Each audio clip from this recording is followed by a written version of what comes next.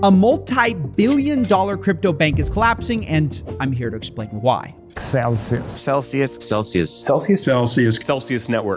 Network. This platform is Celsius Network. Definitely is one of the big ones in the crypto space. Joining me now is Celsius founder and CEO Alex Mashinsky. The core business is to challenge conventional banking, where holders can find decent yield at a time when traditional savings accounts pay almost nothing. How is it that by doing nothing, I can hold the USD stablecoin and earn close to 10%? Let me stop you right there. You can't, it turns out. Today, we're answering all the questions. What is Celsius? Why is it collapsing? And why don't they just convert it to Fahrenheit, honestly? Well, I'm here to answer. Celsius is a place where you can deposit your cryptocurrencies in exchange for interest payments. And they will turn around and give out loans and charge interest on that as well. And if that sounds like a bank to you, depositing and lending money, I should clear that part up right away. Celsius says they're not a bank because banks are bad. Banks are not your friends. We all know that.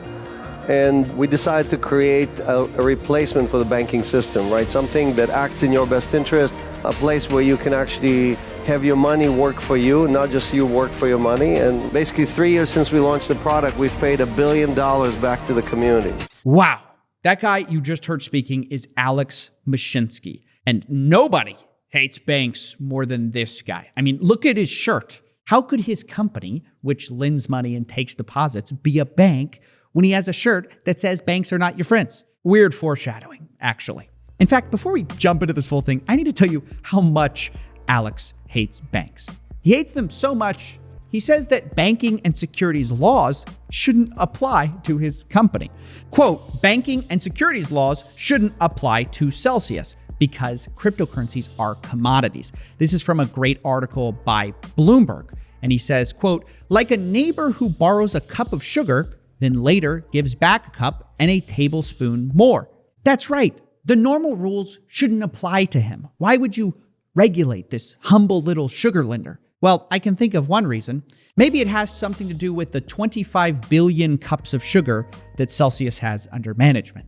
Wait, I'm sorry, dollars. I got a little confused there. And yeah, actually, it's not cups of sugar they're lending so much as it is digital dollars, which it's kind of hard to say that lending digital dollars and lending regular dollars are not pretty similar things. Again, I think most people would say the rules should apply to them, especially since Celsius is now collapsing, and we do not know yet whether it will survive this crash or what will happen to its 25 billion cups of sugar. But of course, the big question is, what is causing this collapse? Well, it turns out for the past few months, people have been worried about Celsius's ability to repay customers back their withdrawals, partially because of the insane yields that they were paying out. For example, if you were to deposit like $1 at a bank, you'd get a fraction of a percent of interest every year. On the other hand, if you deposited 1 Tether or USDC at Celsius, they were paying 9% per year on your money. That's the same amount of money, and Celsius is paying out 100 times the interest rate on that exact same deposit, basically. And the question is, how is that possible, right? Is this thing too good to be true? And if it is, when is it going to collapse? Well, the founder, Mashinsky, has been telling everyone that it's not too good to be true. In actual fact, the reason this is possible is because banks equal bad and Celsius equal good.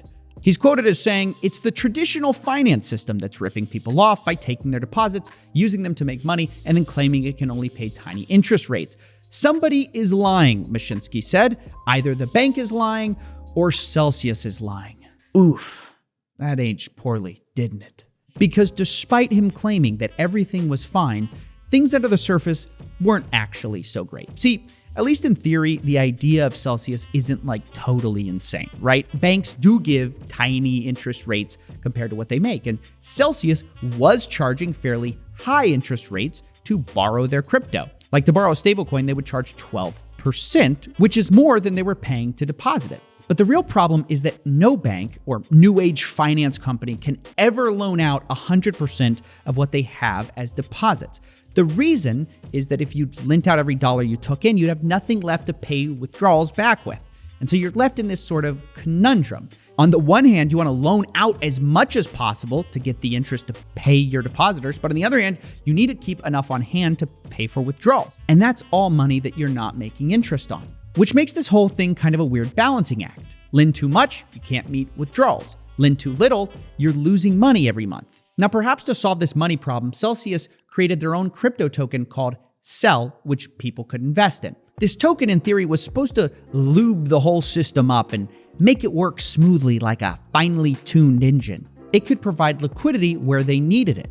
Actually, they literally described the system as a wheel, according to Mashinsky, a wheel of fortune that keeps on giving. According to him, this was Celsius's main business plan.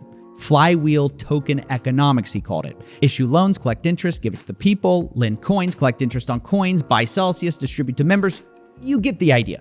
Money goes up forever.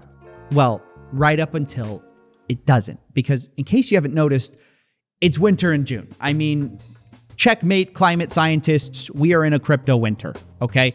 And markets are all down, and all of a sudden, people start to get a little worried. Money doesn't just go up, and so some withdrawals start to begin. At first, everything's fine.